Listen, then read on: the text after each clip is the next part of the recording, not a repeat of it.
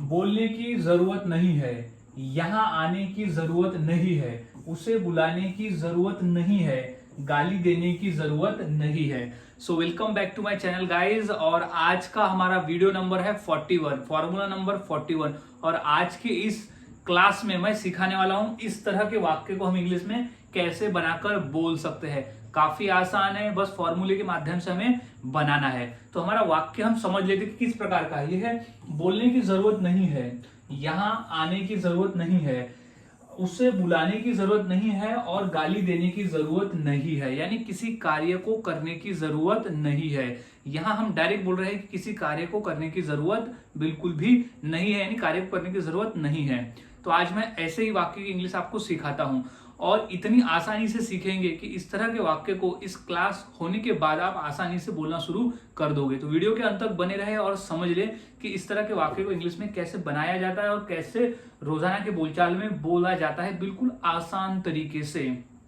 तो सबसे पहले हमें समझ लेना है फॉर्मूले को कि वो कौन सा फॉर्मूला है जिसके आधार पर हम आसानी से इसे बनाकर बोल सकते हैं। तो फॉर्मूले की शुरुआत होती है सबसे पहले there is no need to.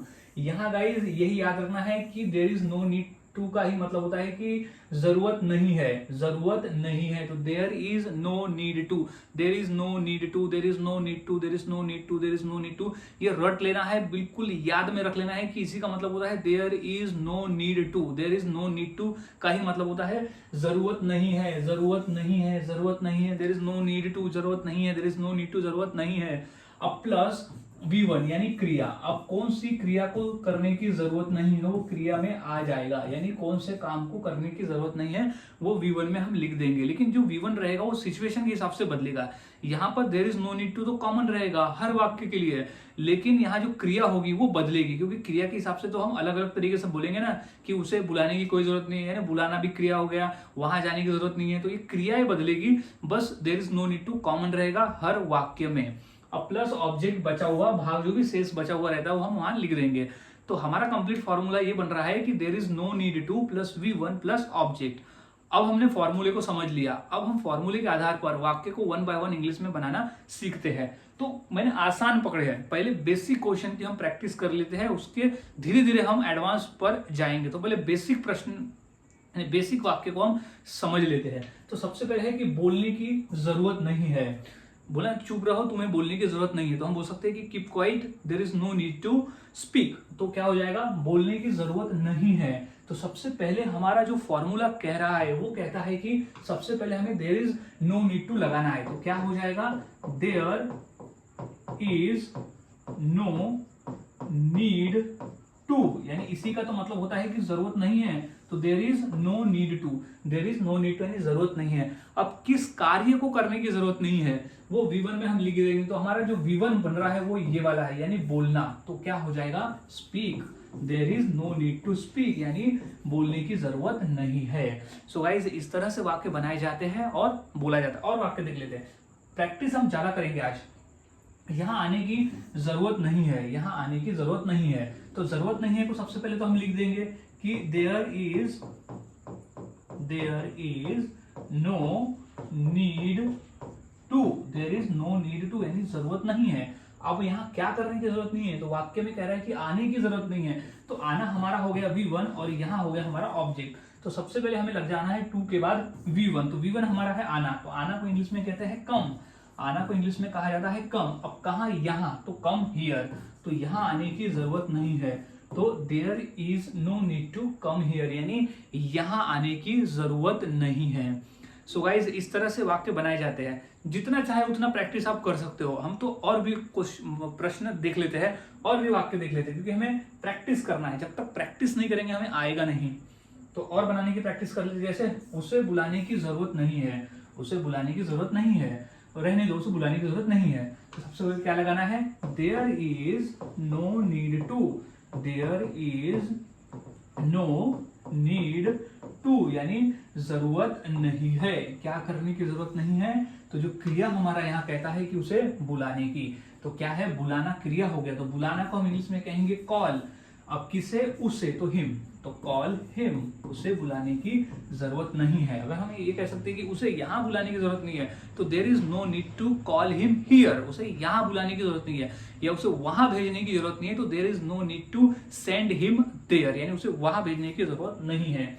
अब है कि गाली देने की जरूरत नहीं है, गाली देने की जरूरत नहीं है, बिल्कुल भी नहीं है जरूरत, तो क्या हो जाएगा, जरूरत नहीं है तो सबसे पहले हम लिख देंगे कि there is no need to, there is no need to, यानी जरूरत नहीं है क्या करने की, गाली देने की। तो गाली देना को हम इंग्लिश में कहते हैं अब्यूज, अब्यूज यानी होता है गाली देना, तो गाली देने की जरूरत नहीं है, तो there is no need to abuse, यानी बिल्कुल भी जरूरत नहीं है गाली देने की, there is no need to abuse. तो इस तरह से वाक्य बनते हैं। और वाक्य देख लेते हैं, जितना अधिक प्रैक्टिस करेंगे उतना आसान हो जाएगा। तो हम यहाँ और क्वेश्चन और वाक्य की प्रैक्टिस कर लेते हैं। जैसे वहां जाने की जरूरत नहीं है, वहां जाने की जरूरत नहीं है, तो सबसे पहले हम क्या लिख देंगे, there is no need to, there is no need to, यानी जरूरत नहीं है, तो there is no need to, कहां जाने की, वहां जाने की। तो जाना को हम इंग्लिश में कहते हैं गो, कहां, देयर यानी वहां, तो there is no need to go there, यानी वहां जाने की जरूरत नहीं है, तो there is no need to go there.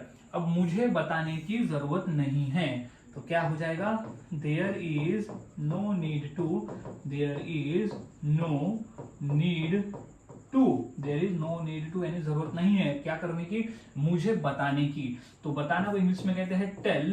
अब किसे, मुझे, तो हम आ जाएगा यहाँ पर मी, तो मुझे बताने की जरूरत नहीं है, तो there is no need to tell me. तो गाइज इस तरह से वाक्य बनाए जाते हैं और बोले जाते हैं, काफी आसान है, बस आपको फॉर्मूले को याद में रखना है और प्रैक्टिस करते रहना है, क्योंकि जितना अधिक आप प्रैक्टिस करोगे उतना आपके लिए आसान हो जाता है वाक्य को बनाना और फिर उसे अपने रोजाना के बोलचाल में बोलना। तो इसी फॉर्मूले के आधार पर मैं 2 वाक्य देता हूं, वो 2 वाक्य की इंग्लिश क्या होगी आप मुझे मेरे कमेंट सेक्शन में जरूर बताएं। जैसे कि अंदर आने की जरूरत नहीं है, यानी बाहर ही रहो, अंदर आने की तुम्हें जरूरत नहीं है, और हो जाएगा मुझे घूरने की जरूरत नहीं है। ये 2 वाक्य की इंग्लिश क्या होगी मुझे मेरे कमेंट सेक्शन में जरूर बताएं और वाक्यों की प्रैक्टिस करते रहे। और हाँ गाइज, इस वाक्य पर आपका वर्क ये है कि इस फॉर्मूले पर अब इसी तरह से आपको 100 वाक्यों की प्रैक्टिस करनी है।